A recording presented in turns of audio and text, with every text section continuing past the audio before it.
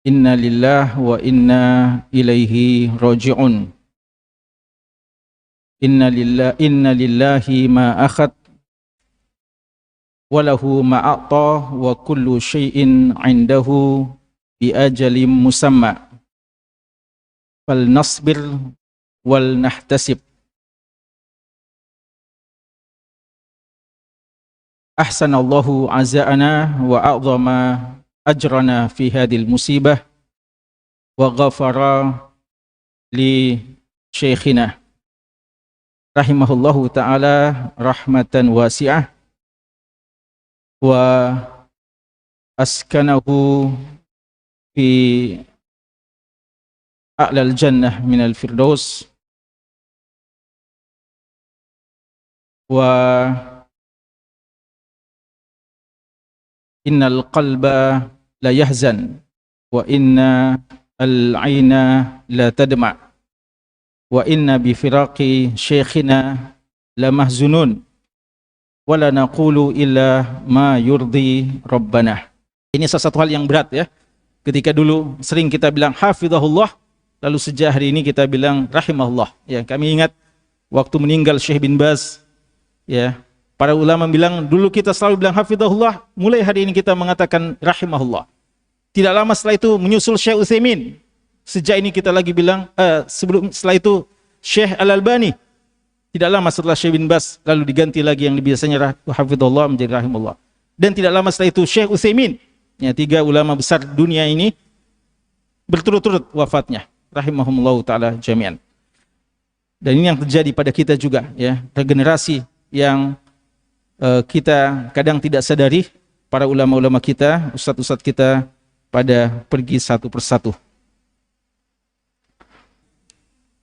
Ustadz Anis Mata, beliau mengatakan di status FB beliau, hari ini saya mendengar kabar duka salah seorang guru saya tercinta, Ustadz Mansur Salim, kembali ke haribaan Allah Subhanahu wa Ta'ala. Beliau adalah salah seorang sosok penting yang turut membentuk karakter saya di masa remaja saat menjadi santri di pondok pesantren Darul Arqam, Gombara. Karakternya yang menginspirasi membuat kami yang menjadi murid-muridnya benar-benar merasa kehilangan dengan kepergian beliau. Semoga Allah menerima amal-amal beliau, mengampuni segala dosa-dosanya, serta menempatkan beliau di dalam surganya. Amin. Yang kedua, dari Samsi Ali, Imam Samsi Ali, imam besar di Amerika. Beliau mengatakan, Bismillah, inna lillahi wa inna ilaihi raji'un. Sungguh sedih guru saya, guru kita semua yang begitu berjasa dalam hidup kita, mendahului kita kembali ke rahmat Allah, Al-Ustadz Mansur Salim. Dan kami lihat sendiri dokumentasinya waktu Ustadz Samsi Ali sempat ke Makassar, beliau sempatkan untuk berkunjung ke rumah Ustadz kita, Ustadz Mansur, ya. Guru yang penuh keikhlasan dan dedikasi, mujahid yang tak kenal lelah, dai yang gigih yang begitu komitmen di jalan dakwah. Di awal saya masuk pesantren Darul Arqam Gombara, di rumah beliau saya tinggal. Bahkan ketika saya akan ke Pakistan, ini Ustadz Samsi Ali ini sebelum di Amerika beliau kuliah di Pakistan. Ketika saya akan ke Pakistan kuliah, beliaulah yang jual tanah membiayai keberangkatan saya. Ya, ini juga di antara hal yang menonjol dari Ustadz kita, berkorban untuk murid-muridnya. Ya, makanya beliau itu kalau ceramah di sini selalu memberikan hadiah, bahkan di kelas juga sering memberikan hadiah kepada murid-muridnya. Ya, ini di antara hal yang tidak bisa dilupakan oleh murid-murid beliau. Jasa-jasa beliau sebagai guru yang penuh dedikasi dan keikhlasan tidak mungkin akan bisa terbayarkan dengan apapun. Hanya doa dari seorang muridnya yang bisa kami sampaikan kepada pencipta dan pemiliknya. Semoga segala dedikasi, pengabdian dan amal ibadahnya diterima olehnya. Semoga Allah yang Maha Rahman mengampuni segala khilaf dan dosa beliau sebagai manusia. Saya salah seorang muridnya yang bersaksi bahwa beliau adalah orang yang soleh, mujahid dakwah yang tiada mengenal lelah. Mohon doa terbaiknya untuk almarhum Ustadz Samsi Ali, New York di Amerika. Terakhir dari Ustadz kita, Ustadz Ihsan Zainuddin, Beliau mengatakan dalam tulisan beliau beberapa saat, ya ini kelebihan Ustadz kita begitu cepat mampu mentakbir dengan tulisan beliau. Beberapa saat setelah meninggalnya Ustadz kita, beliau telah menulis. Beliau katakan, dia telah pergi. Akhirnya Ustadzuna Mansur Salim telah pergi. Persis sebagaimana kita semua nanti akan pergi beranjak dari dunia ini. Dahulu sosoknya adalah energi. Sosoknya adalah energi, kehadirannya di ragam event perjuangan akan selalu membuatmu tersipu dalam hati. Matanya sudah terlalu rabun, hingga berjalan kemanapun harus dituntun. Tapi nyala api dalam dirinya tak pernah rabun, apalagi redup. Dia memang seorang guru untuk serangkai murid yang kini mungkin telah melampaui dirinya. Tapi ia tak pernah memilih-milih, apalagi peduli. Jika saatnya mendengar, maka ia akan mendengarkan penuh rendah hati. Di majlis ilmu, meski yang berpetuah adalah muridnya dahulu kala. Matanya akan selalu menyala, menatap sepenuh senyum, memanggut-manggutkan kepala, menyerap semua petuah meski yang berpetuah di sana adalah muridnya dahulu kala. Ya, meski sesungguhnya petuahnya adalah petuah yang selalu dinanti. Petuahnya selalu penuh menyala membara, dan itu sejak dahulu kala aku mengenalnya. Dengan mata yang tak lagi normal itu, Ustadz Mansur tak pernah surut. Majlis tarbiyah pun dihadirinya, meski malam larut.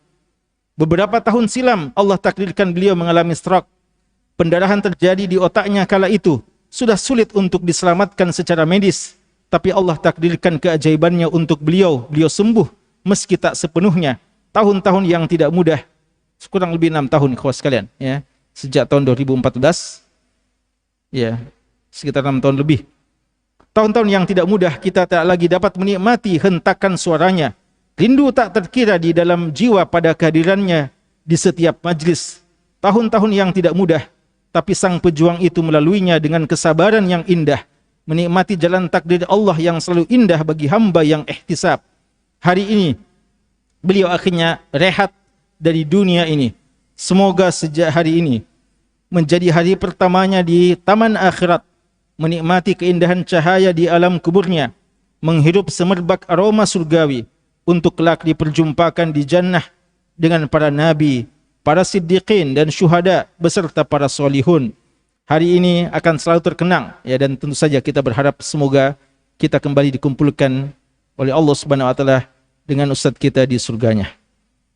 Hari ini akan selalulah terkenang dan tercatat jejak ilmu yang telah berlalu, yang telah beliau wariskan kepada para pejuang dakwah, rahimahullahu ta'ala rahmatan wasi'ah.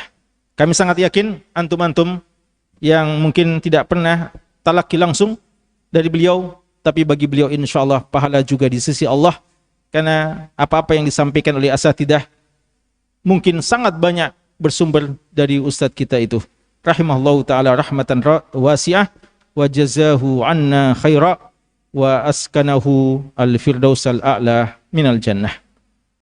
Ustadz kita, Ustadz Mansur Salim hafidahullah, ya sebenarnya kalau bahasa Arabnya Mansur, ya, bisad.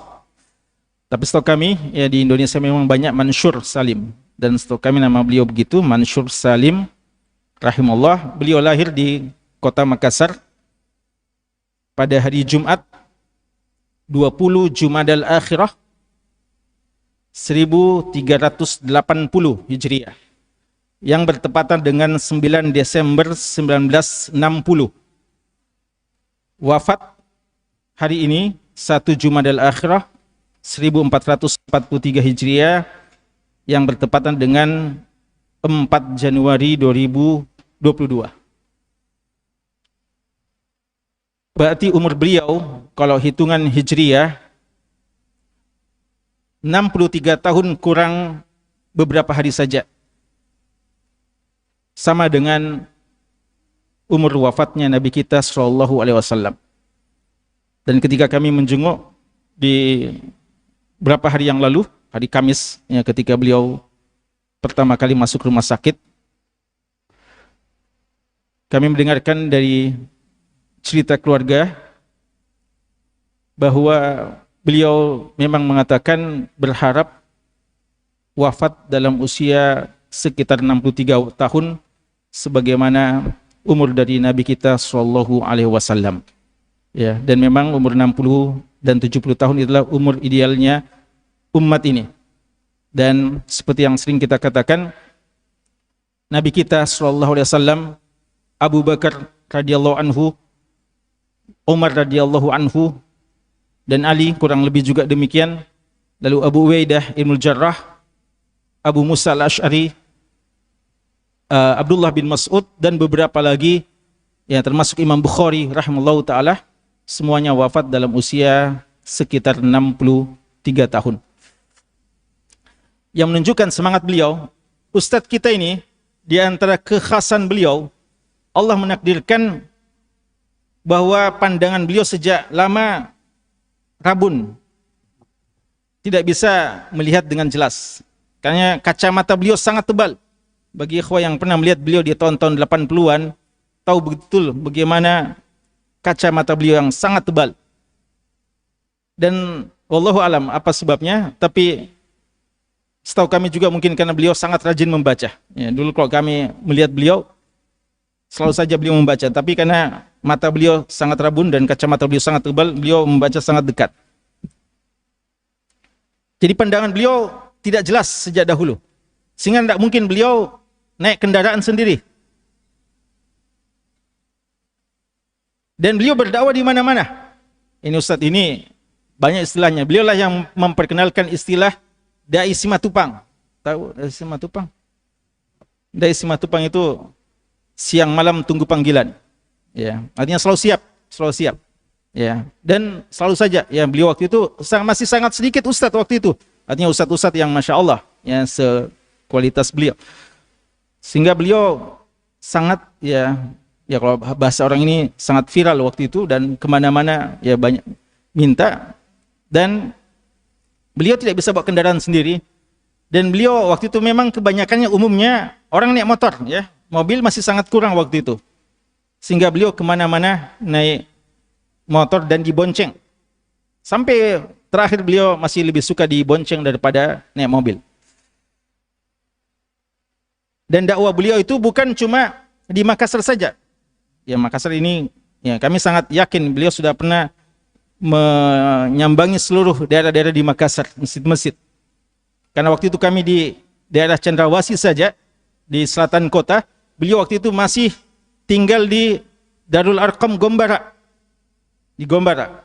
Waktu itu ya tidak seperti fasilitas transportasi seperti saat sekarang ini. Waktu itu masih sangat sulit. Kalau dibayangkan Gombara itu ya itu hampir dikatakan wilayah-wilayah yang sangat jauh.